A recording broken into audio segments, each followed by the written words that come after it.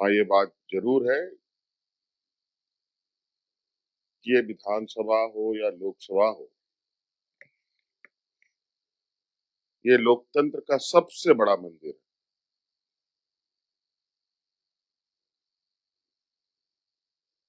इस लोकतंत्र का यही एक मंदिर है जहां पर किसी के साथ कोई भेदभाव या रोक टोक नहीं है इस मंदिर में आने के लिए।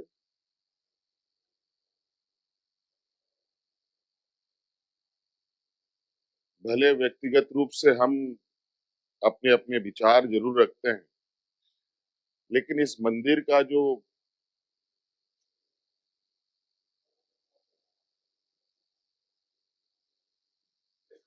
कहा जाए कि व्यवस्था है, वो ऐसी व्यवस्था है, मुझे लगता है कि दुनिया का ये अपने आप में एक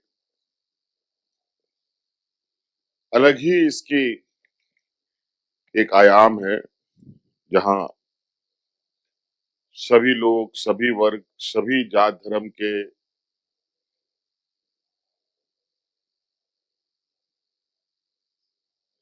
यहाँ तक कि भारत देश के लोकतंत्र में जीने वाले लोगों के साथ साथ दुनिया के और भी कोई लोग भी इस सदन में आ सकते हैं। ऐसा नहीं है कि कोई एनआरआई या विदेश का व्यक्ति चुनाव जीत करके यहाँ नहीं आ सकता, वो भी इस सदन के अंदर आ सकता है। तो आप इससे अंदाजा लगा सकते हैं कि कितनी बड़ी चीज है, और इसकी मूल्यों को बस समझने की आवश्यकता है। कुछ चीजें परंपरागत होती आई हैं, चल ही रही हैं अभी भी। कई चीजें संविधान में हमारे बाबा भीमराव अम्बेडकर जी ने और इनके साथ जितने भी सहयोगी थे, जितना नाम आदरणीय उप सभापति जी ने यहाँ बताया, कि कितने कुशलता से बिना किसी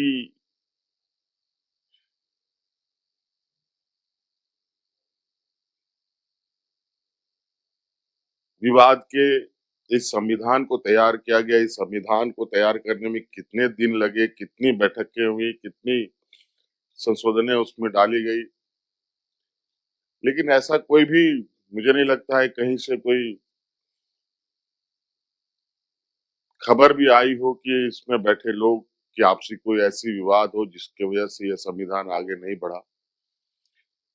और आज हम उस संविधान का अनुसरण करने के लिए और उसको आगे कैसे मजबूत करें, इसके हम संकल्प लेते हैं। तो कहीं ना कहीं इतने सारे लोग, इतने अलग अलग सोच विचार करने वाले लोग की एक अपनी तपस्या थी, जो ये संविधान हमें मिला, ये हमारे लिए गौरव की बात है। अब बात आती है कि इस पर हम कितने खरा उतरते हैं। ये तो हमको अपने अपने गिरेबान में झांक के देखने की आवश्यकता है।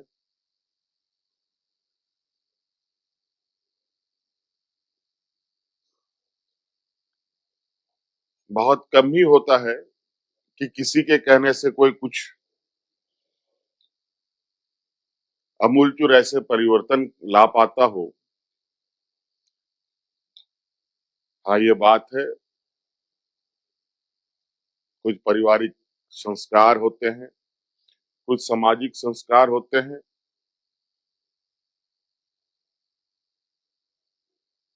और उसी तरीके के आचरण भी हमारे अंदर होता है, सोच भी होता है।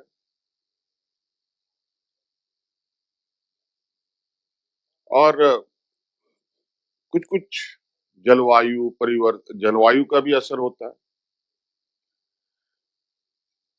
साइंटिफिकली चीजें बहुत सारी ऐसी हैं, मैं उन विषय पर नहीं जाऊंगा, लेकिन ये बात जरूर कहना चाहूंगा कि इस मंदिर की गरिमा, इसकी भव्यता,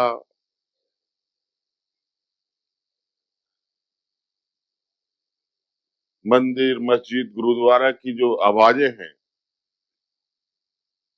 वो कहाँ तक जाती है, नहीं जाती है, किसके तक पहुंचती है, नहीं पहुंचती है, ये नहीं बोलना चाहूंगा। लेकिन इस मंदिर की जो आवाज है,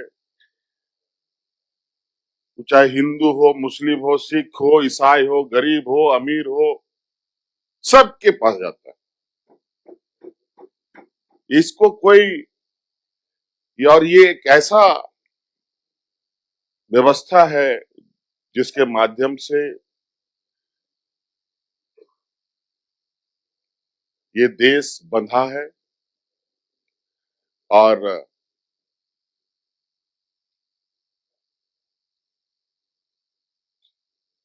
दुनिया में भी आज हमारे इस लोकतंत्र को सलाम करता है।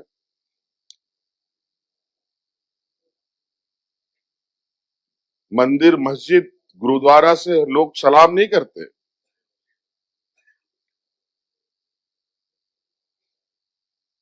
लोकतंत्र की वजह से लोग सलाम करते हैं, दुनिया सलाम करती है।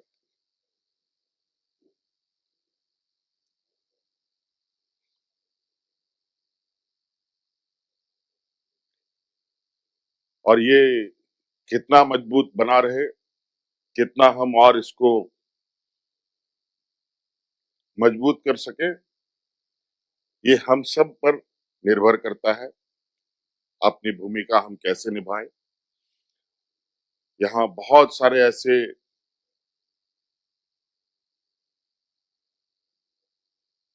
सदस्य भी आते हैं जो बहुत पढ़े लिखे, लर्नड हैं, विदेशों से भी पढ़ के आए हैं।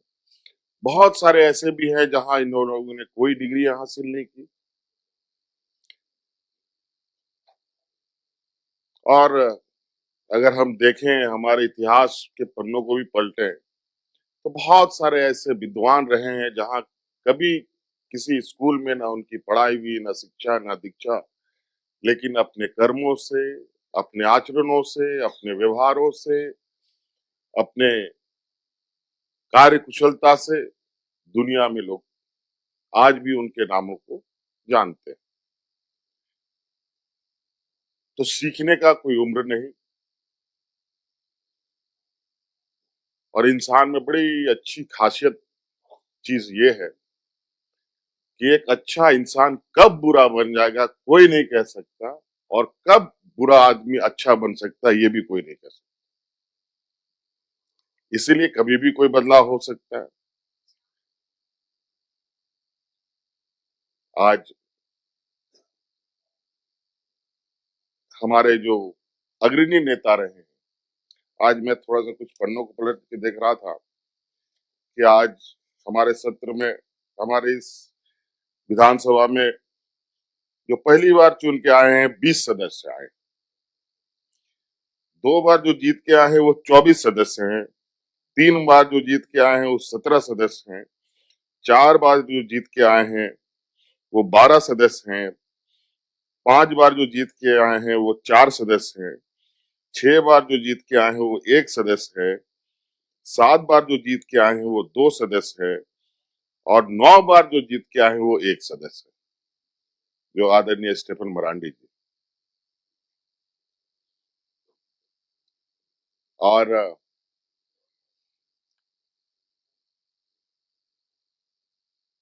ये बहुत ही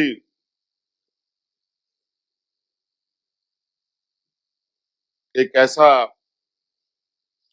कॉम्बिनेशन है, निश्चित रूप से मुझे लगता है कि नवसृजित ये राज,